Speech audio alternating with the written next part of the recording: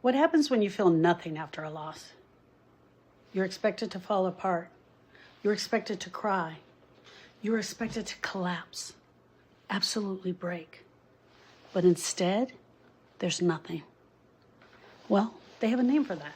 They call it absent grief, and it scares people half to death. Hey friends, my name is Sharon. I'm the founder of the Grief School.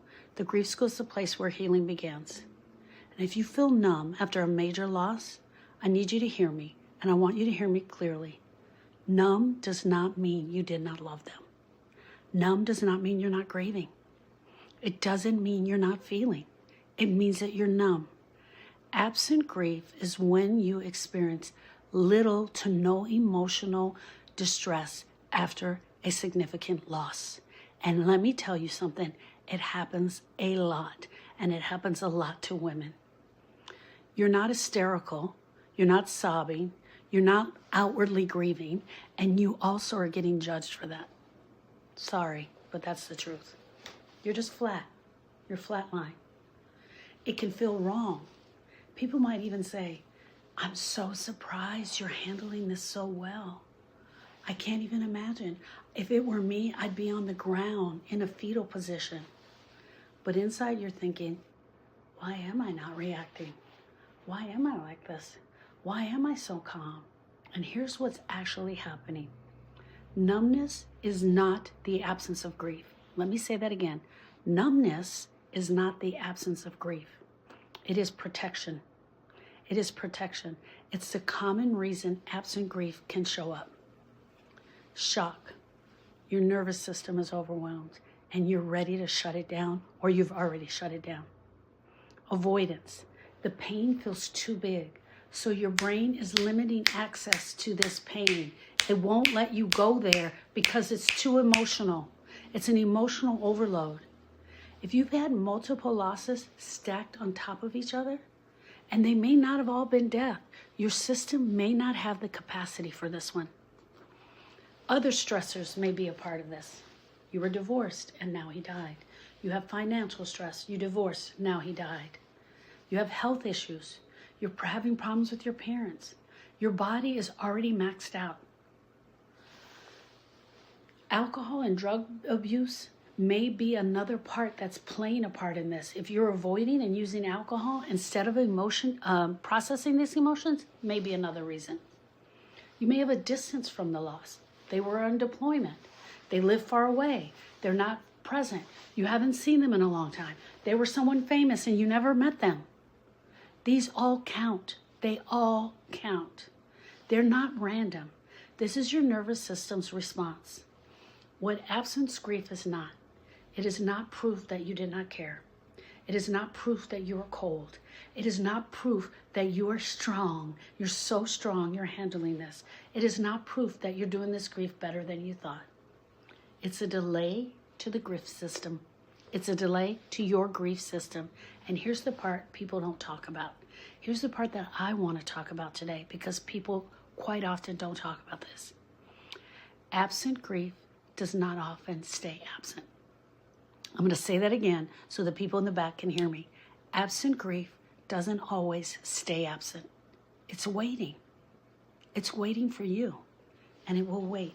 Sometimes months, sometimes years, and then something small will crack it open. The way you heard that song, that smell, walking down the hallway at the hospital, a birthday, a random Tuesday, and suddenly it's there. Not because you failed, but because your system finally had the space. It finally has the space to allow this grief out. If you're numb right now, do not force yourself to perform grief, because that won't help. Don't pretend like you're grieving, but don't ignore it either. Do not bypass it if it shows up. I want you to create space. Create space for containment. Create space to contain this grief. Talk about the facts. Notice your body. Pay attention to what you are avoiding. Pay attention to when you are avoiding. Pay attention to every time you say their name. How does that make you feel? Girl, if more than anything you need to grieve that shit, it's now, and this is the loss. Even if it starts slow, even if it feels like nothing at first, numbness is not the end of your grief. The grief will show up. It is often the beginning of something. It is the beginning of something that is going to happen down the road. Okay. Many years ago, I was in the hospital room with my cousins and my uncle and my mom, and my aunt was very sick, and she passed away. And I helped with the funeral. I helped plan it. I helped get all the food together. I got all of the things together that we needed. All right. The funeral was over. I was raised with this aunt. I had a nickname for her. And we went everywhere together as a family. We'd be over there all the time. She was a beautiful, beautiful soul.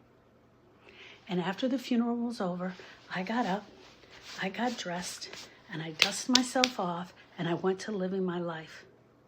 I had 2 small children, and that was my job. I was to go and live my life.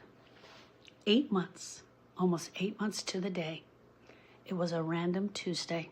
I had just dropped my kids off at school. I wasn't even thinking about her.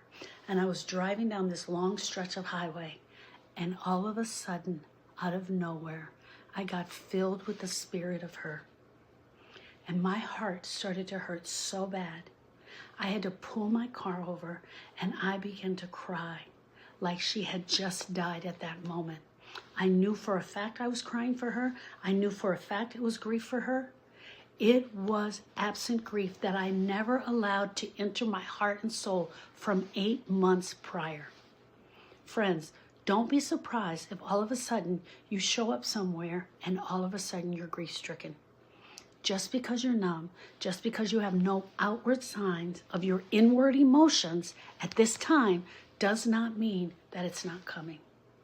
Hey, I'm Sharon Brubaker. I'm the owner of the Grief School, and I'd be honored to sit and talk with you about absent grief.